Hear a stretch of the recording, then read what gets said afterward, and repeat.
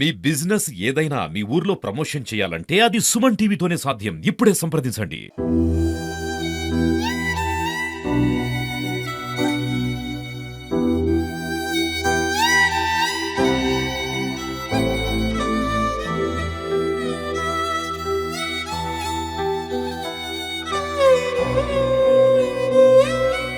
నమస్తే, welcome to Suman TV.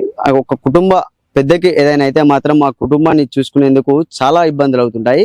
అంటే ఇదే ఒక దీనగాథ, అంటే నంగునూరు మండల కేంద్రానికి సంబంధించినటువంటి ఒక కుటుంబం అయితే ఈ రోజు ఒక కలెక్టర్ మెట్లు ఎక్కడం జరిగింది. అంటే వాళ్ళ కూతురు అంటే వికలాంగురాలు ఆమె, వాళ్ళ భర్త పెరాలిసిస్ రావడంతో కూడా తీవ్ర ఇబ్బందులు పడుతున్నాము. అంటే దాదాపు ఒక 9 సంవత్సరాల నుంచి కూడా పెన్షన్ రావట్లేదు అని కూడా ఒక కుటుంబం ఇక్కడికి కలెక్టరేట్ కి అయితే రావడం జరిగింది. అసలు ఏంది వాళ్ళ కుటుంబ పరిస్థితి ఏంది అనేది కూడా మనము అడిగి తెలుసుకున్నాం. ఇక్కడ వాళ్ళైతే వాళ్ళ కుటుంబం ఉంది చూడండి. అంటే ఈ పాపకు అంటే ఇక్కడ ఈ ఆమె వికలాంగురాలు, అంటే ఆమె కాలు కానీ ఇట్లా ఒక బాడీ కూడా స్టేట్ గా లేకపోవడం అంటే ఇబ్బంది. అంటే ఎప్పటి సందో చిన్ననాడే ఆమెకు చిన్ననాటి నుండే ఒక ఇబ్బందులు రావడం కూడా, అంటే కొన్ని సంవత్సరాలు పెన్షన్ అయితే రావడం జరిగింది. అంటే గత 9 సంవత్సరాలుగా కూడా పెన్షన్ రావట్లేదు. ఎంత మంది అధికారులు చుట్టూ తిరిగినా కూడా ఎలాంటి సమాధానాలు దొరకట్లేదు. నేను వాళ్ళ ఆయన రజిత ఆమె పేరు, వాళ్ళ ఆయన అంటే ఈయనకు కూడా అంటే గత కొన్ని రోజుల క్రితం పెరాలిసిస్ రావడం, అంటే ఒక చేదోడు వాదోడుగా ఉన్నటువంటి వాళ్ళ ఇంటి ఆయనకు పెరాలిసిస్ రావడంతో కూడా తీవ్ర ఇబ్బందులకు పడుతున్నాం. మాకు ఇల్లు గడవడం కూడా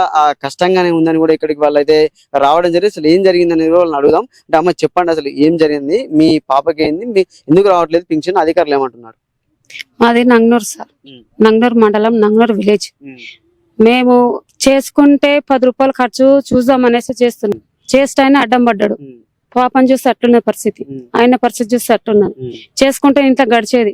10 రూపాయలు చేద్దామన్నా పని దొరుకుతలేదు. చేసుకోవడానికి ఇంట్లోకి ఇబ్బంది, పూటకి ఇంట్లో గడిచడం ఇబ్బంది ఉన్నది.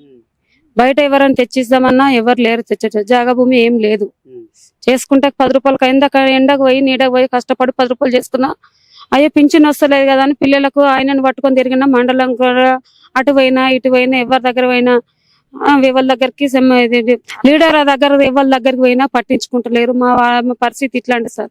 ఇది తిందామంటే పరిస్థితి చేసుకుంటే ఊరు తట్టలే ఉన్నది, చిట్టీలు ఉన్నాయి, అవి ఉన్నాయి. వెనుక పాప పరిస్థితి అట్లున్నది, ఆయన పరిస్థితి అట్లున్నది. మాట్లాడడానికి నాకు ఏం మాట్లాడాలో కూడా అర్థమైతలేదు సార్. ఇప్పుడు ఏమైంది అసలు, మీ ఆయనకి ఏమైంది, అసలు ఈయనకి ఏమైంది అసలు? ఫస్ట్ ఆయనకు బ్రెయిన్ ఆపరేషన్, పక్షవాతం వచ్చింది సార్. పక్షవాతం, రక్తం అన్నది 1 సైడ్ లా గడ్డ కట్టింది. బ్రెయిన్ ఆపరేషన్ తో 14 లక్షలు అయినాయి సార్. 14 లక్షలు జాగ అమ్ముకున్నా సార్, సొమ్ములు అమ్ముకున్నా, ఇంట్లో బండి ఉండే బండి అమ్ముకున్నా, ఇంకా బయట ఖర్చులకు బయట తీసుకొచ్చుకొని 3-4 లక్షల దాకా 14-15 లక్షలు అయినాయి సార్. నాకు ఇట్లప్పటికి కూడా నా చేయలేస్తలే, కుడి చేయలేస్తుంది, కుడికాలు జరుగుతలేదు, తినడానికి చెయ్యి కడికి పోతలేదు, నోరు మస్తు ఇబ్బంది అవుతుంది సార్ నాకు ఇట్లా.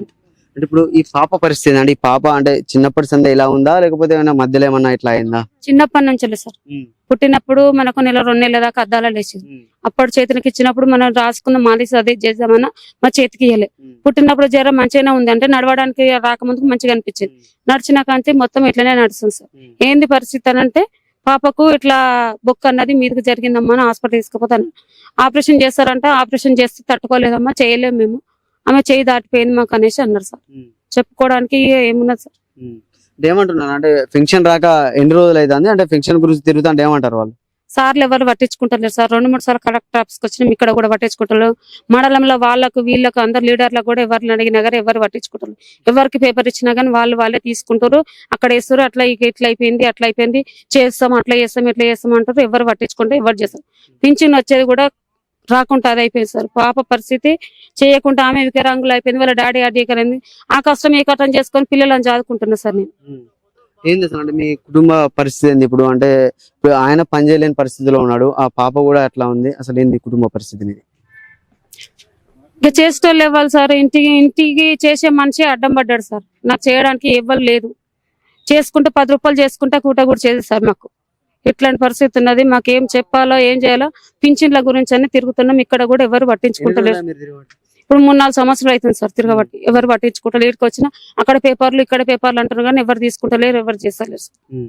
సో అంటే చూడొచ్చు, దాదాపుగా గత 9 సంవత్సరాల నుంచి కూడా పెన్షన్ ఆగిపోయింది. 4 సంవత్సరాల నుంచి అంటే మా భర్త హాస్పిటల్లో ఉన్నప్పుడు సదరం రెన్యువల్ చేయించలేదప్పుడు, రెన్యువల్ చేయించాక పోవడం వల్ల కూడా ఆమెకు పెన్షన్ రాలేదు. అంటే పూర్తిగా కూడా ఆమె తీవ్రమైనటువంటి ఇబ్బందుల్లో ఉన్నాం మేము, అంటే మాకు ఒక పెన్షన్ ఇప్పిస్తే కూడా మాకు చేదోడు వాదోడుగా ఉంటుందని కూడా ఇక్కడ వీళ్ళ కుటుంబం అయితే చెప్తున్న పరిస్థితి ఉంది. కెమెరామెన్ శేఖర్ తో సతీష్, సుమన్ టీవీ, కలెక్టరేట్ నుండి.